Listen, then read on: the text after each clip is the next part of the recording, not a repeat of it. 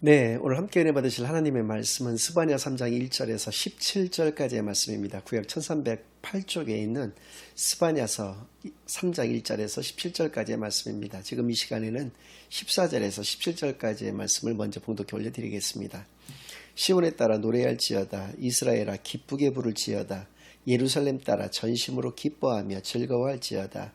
여호와가 내 형벌을 제거하였고 내 원수를 쫓아냈으며 이스라엘 왕 여호와가 내 가운데 계시니 내가 다시는 화를 당할까 두려워하지 아니할 것이라. 그날의 사람이 예루살렘에 이르기를 두려워하지 말라. 시온아 내 손을 늘어뜨리지 말라. 너희 하나님 여호와가 너희 가운데에 계시니 그는 구원을 베푸실 전능자이시라. 그가 너로 말미암아 기쁨을 이기지 못하시며 너를 잠잠히 사랑하시며 너로 말미암아 즐거이 부르며 기뻐하시리라 하리라. 아멘.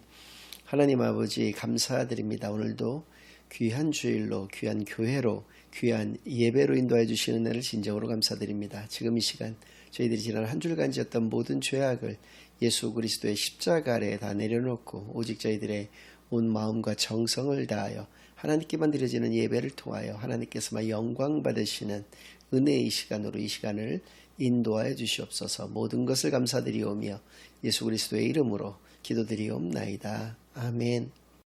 네, 오늘은 구원은 하나님의 은혜입니다. 그 첫 번째 시간으로 오늘 본문 말씀을 중심으로 하나님의 말씀을 증거하겠습니다. 이번 주와 다음 주 2주간에 걸쳐서 스바냐서를 통한 하나님의 은혜를 여러분들과 함께 나누는 귀한 시간을 갖겠습니다. 2주 동안에 스바냐서의 개요와 의미에 대해서 그리고 특별히 남은 자 사상을 통해서 왜 구원이 하나님의 은혜인 것인가에 대해서 깊이 생각하는 그런 귀한 시간을 갖겠습니다.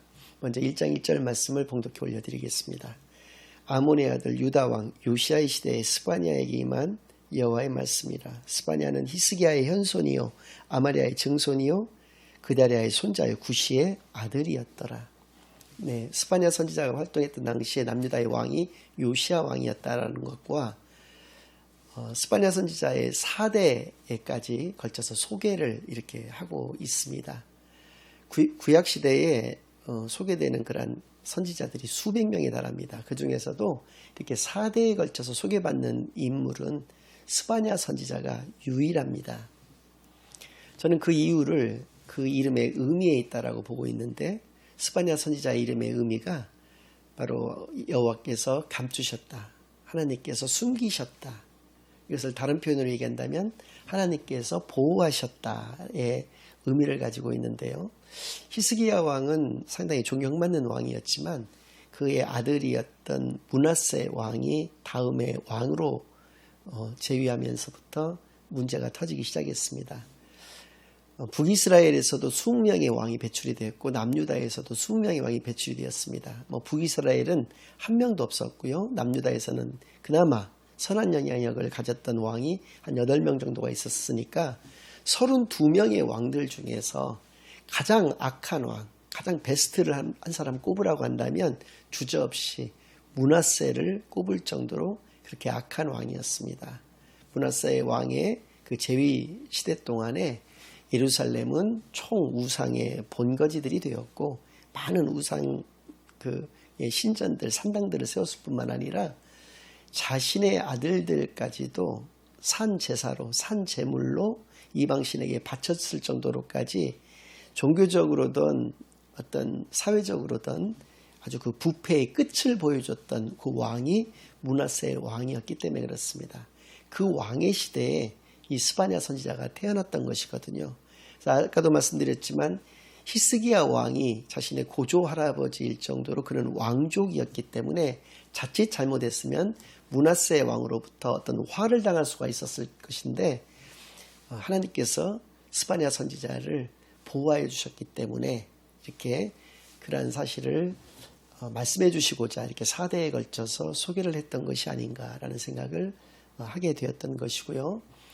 아무튼 이 스바냐 선지자의 활동했던 시기에 그 요시아 왕, 이 사람은 또 히스기야 왕이 13대 왕이었고 므낫세가 14대 왕, 그 다음에 이 요시아 왕이 16대 왕이었는데 이 므낫세 왕하고는 아주 비견될 정도로 또 아주 훌륭한 왕이었습니다.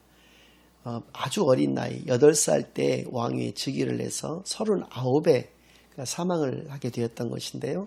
그 무기또라고 하는 곳, 그리스식 표현으로는 아마겟돈이라고 하는데 아마겟돈 그 무기또 지역에서 애국군하고 전투를 벌이던 중에 그가 전사를 하게 되었던 것이거든요.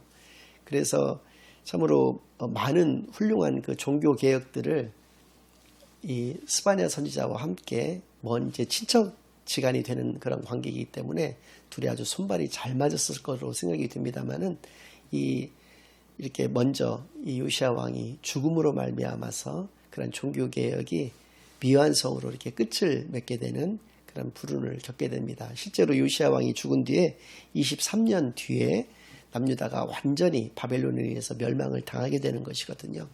그래서 참으로 남유다의 마지막 희망이었다라고까지 이야기할 수가 있었던 이 요시야 왕이 죽음으로 말미암아서 이 스바냐 선지자의 사역도 점점 더 어려움에 처할 수밖에 없었던 것을 알 수가 있고요.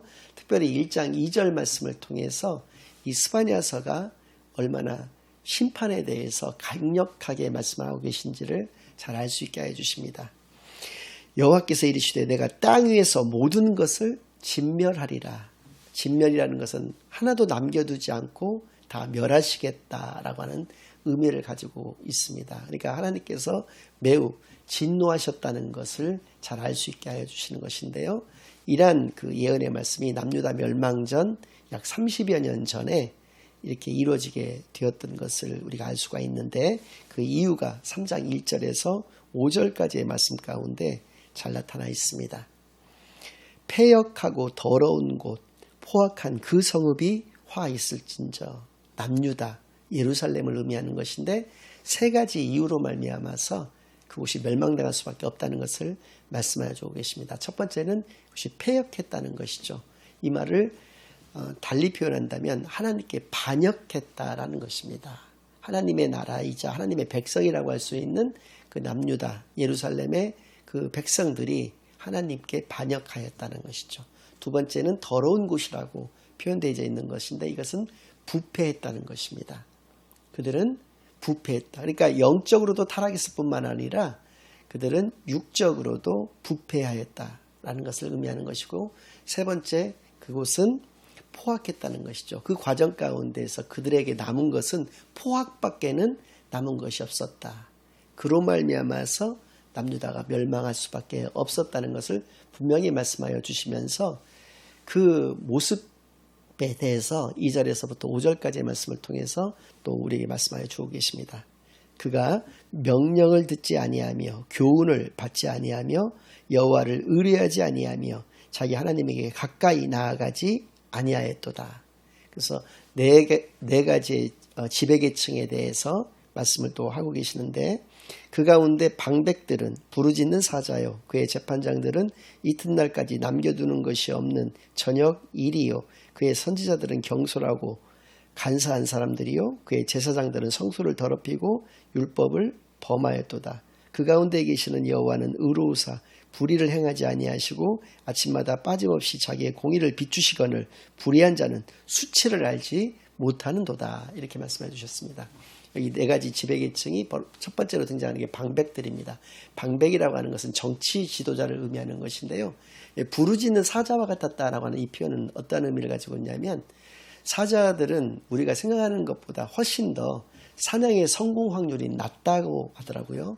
그래서 부르짖는다라고 하는 때, 이 부르짖는 때는 어느 때냐면 자기의 발 아래 사냥을 했을 때 성공을 해서 먹잇감을 자기 발 아래 두었을 때 기쁨의 포효를 이렇게 내지른다고 하더라고요. 그래서 부르짖는 사자라는 것은 자기 발 아래 지금 먹잇감이 있을 때 그 먹잇감을 앞두고 있는 기쁨에 겨운 사자의 모습을 묘사한 것이다라고 얘기할 수가 있는 것인데 이것은 무슨 의미를 가지고 있냐면 정치 지도자라면 응당 그의 백성들을 잘 살게 하는데 전념해야 되는 그런 자들인데도 불구하고 자기의 사리사욕을 채우는 것뿐만 아니라 백성들을 착취하기까지 이르렀다. 그들의 고열을 짜서 자기 백성들을 착취하기까지 이르렀다라고 하는 것을 의미하는 것입니다. 두 번째 이제 재판장이 등장하는데 사법 지도자를 의미하는 것이죠. 그의 재판장들은 이튿날까지 남겨두는 것이 없는 저녁 일이요. 얼마나 그 백성들을 착취를 했느냐면 이튿날까지 먹을 것을 남겨두지를 않았다는 것입니다. 왜냐하면 그 이튿날에도 또 백성들의 것을 착취를 해오면 되기 때문에 그날을 아주 호화롭게 자기의 배만 배불리면서 그렇게 살았던 사법 지도자들의 모습을 볼 수가 있었던 것이죠. 또 세 번째로 또 네 번째로 등장하는 선지자와 제사장은 종교 지도자를 의미하는 것인데, 특별히 선지자와 같은 경우는 말씀 지도자라고 얘기를 할 수가 있는데, 그의 선지자들은 경솔하고 간사한 사람들이요. 하나님의 말씀을 증거하는 사람들이 경솔하고 간사하다. 이것은 그 원래의 의미에 전혀 맞지 않는 그러한 이미지인 것이죠. 왜냐하면 하나님의 말씀을 진중하게 그대로 증거하면 되는 것을 이러한 어떤 정치 지도자나 사법 지도자들의 편에 서서 그들에게 아부를 하고 아첨을 하면서 그들로부터 또 이득을 취하게 됐다는 것이죠. 그래서 여기서는 나타내지 않지만 사자나 일이라고 표현을 했기 때문에 그렇게 동물로 묘사를 한다면 하이에나와 같은 그러한 존재들이었다라는 것입니다. 선지자들이 하이에나와 같은 존재들이었다는 것을 의미하는 것이고, 또 제사장들 같은 경우는 어떤 사람들이었냐면 성소를 더럽히고 율법을 범하였도다.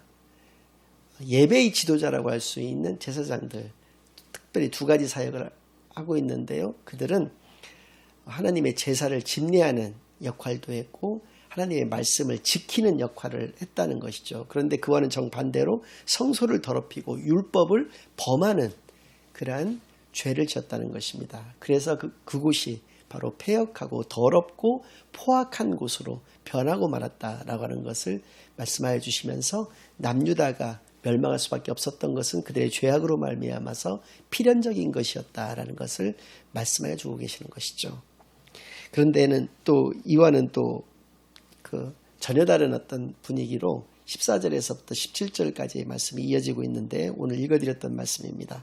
다시 한번 읽어드리겠습니다. 시온에 따라 노래할지어다. 이스라엘아 기쁘게 부를지어다. 예루살렘 따라 전심으로 기뻐하며 즐거워할지어다. 여호와가 내 형벌을 제거하였고 내 원수를 쫓아냈으며 이스라엘 왕 여호와가 내 가운데 계시니 내가 다시는 화를 당할까 두려워하지 아니할 것이라. 그날에 사람이 예루살렘에 이르기를 두려워하지 말라. 시온아 내 손을 늘어뜨리지 말라. 너의 하나님 여호와가 너의 가운데에 계시니 그는 구원을 베푸실 전능자이시라. 그가 너로 말미암아 기쁨을 이기지 못하시며 너를 잠잠히 사랑하시며 너로 말미암아 즐거이 부르며 기뻐하시리라 하리라.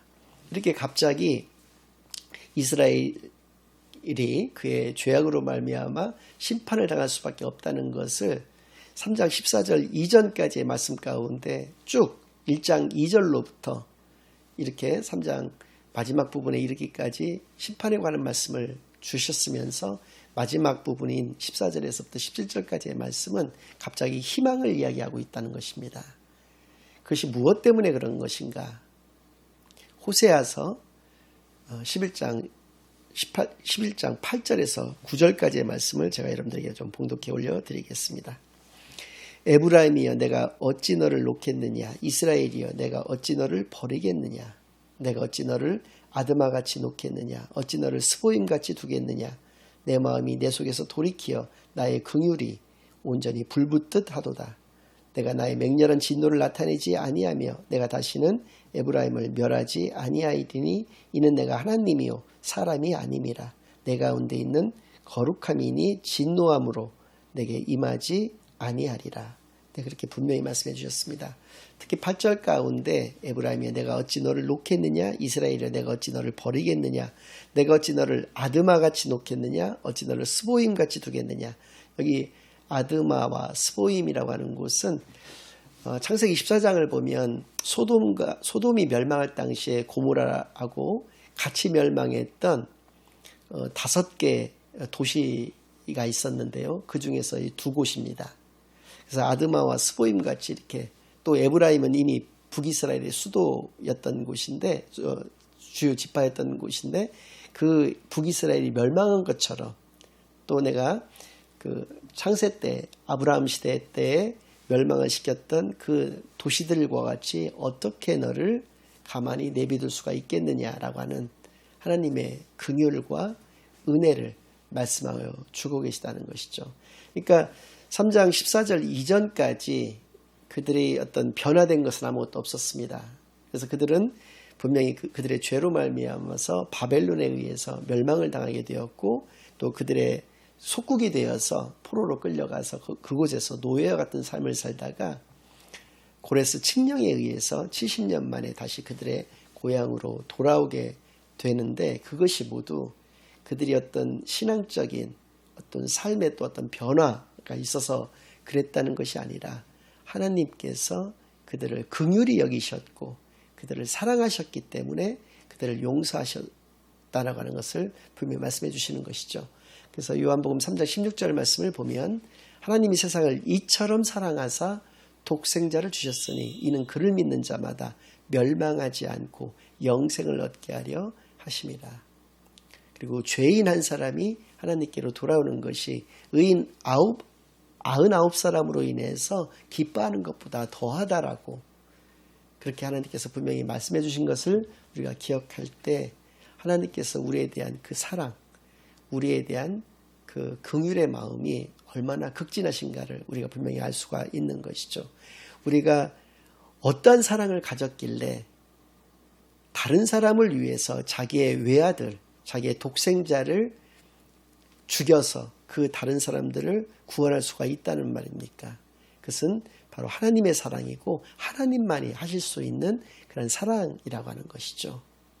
요한복음 3장 16절 말씀은 그것을 의미하는 것입니다. 하나님이 세상을 이처럼 사랑하사 세상은 우리 사람을 말하는 것이거든요. 하나님이 사람을 이렇게 사랑하셨는데 어떻게 사랑하시느냐? 독생자를 우리에게 주셨다. 독생자를 우리를 위해서 죽이셨다라고 하는 것입니다. 그래서 우리가 그것을 믿는 자마다 멸망하지 않고 영생을 얻게 하여 주실 정도로까지 우리를 사랑하셨다라고 하는 것을 말씀하여 주신 것이고 이것을 우리가 깨달아서 온전한 믿음 가운데에서만 살아가시는 저와 여러분이 되시기만을 예수 그리스도의 이름으로 간절히 축원합니다. 그래서입니다. 하나님께서는 분명히 스바냐서를 통해서 공의의 하나님이신 것도 우리가 분명히 알게 되었습니다. 죄로 말미암아서 우리가 심판을 받게 된다는 것도 분명히 알게 되었다는 것이죠. 그러나 사랑의 하나님이신 것도 그러나 그 죄로 말미암아서 멸망을 당할 수밖에 없지만 하나님께서는 그것을 너무나 오래 두고 보실 수 없을 정도로 마음이 너무나 아프시고 우리 가운데 긍휼로서 사랑과 용서의 하나님이신 것도 우리가 분명히 살펴볼 수가 있었다는 것이죠. 그래서 특별히 이 3장 17절 말씀과 같은 경우는 우리를 창조하신 목적에 대해서도 우리가 분명히 알 수 있게 하여 주시는데요. 제가 다시 한번 읽어드리겠습니다. 너의 하나님 여호와가 너의 가운데에 계시니 그는 구원을 베푸실 전능자이시라. 그가 너로 말미암아 기쁨을 이기지 못하시며 너를 잠잠히 사랑하시며 너로 말미암아 즐거이 부르며 기뻐하시리라 하리라. 우리로 인해서 하나님이 얻으실 수 있는 가장 큰 기쁨, 얻으실 수 있는 가장 큰 즐거움, 또 우리에게 베푸실 수 있는 가장 큰 사랑을 받는 존재로서 우리를 창조하셨던 것을 분명히 깨달아 알 수가 있는 것이죠. 그러니까 우리는 하나님께서 다니엘을 통해서 하신 말씀과 같이 우리는 하나님의 보배인 것입니다. 세상에서 값을 매길 수 없는 가장 귀한 보배, 그것이 바로 하나님의 자녀인 우리들인 것을 분명히 깨달아서 바로 여러분들인 것을 깨달아서 온전하신 그 하나님의 사랑을 깨닫고 온전하신 하나님의 참다운 자녀로서의 귀하고 참된 삶만을 이 땅에서 살아내시는데 부족함이 없는 저와 여러분이 되시기만을 예수 그리스도의 이름으로 간절히 축원합니다. 아멘. 이제는 우리 주 예수 그리스도의 은혜와 아버지 하나님의 극진하신 사랑과 성령 하나님의 내주인도 역사 교통하심이 온전하신 하나님의 사랑을 깨닫고 온전한 하나님의 자녀로서의 참되고 복된 삶만을 이 땅에서 살아내기로 다짐하고 결심하고 돌아가는 모든 사랑하는 주의 자녀들과 그 가정 위에 그들의 생업 위에 이제로부터 영원까지 항상 함께 있을 지어다. 아멘.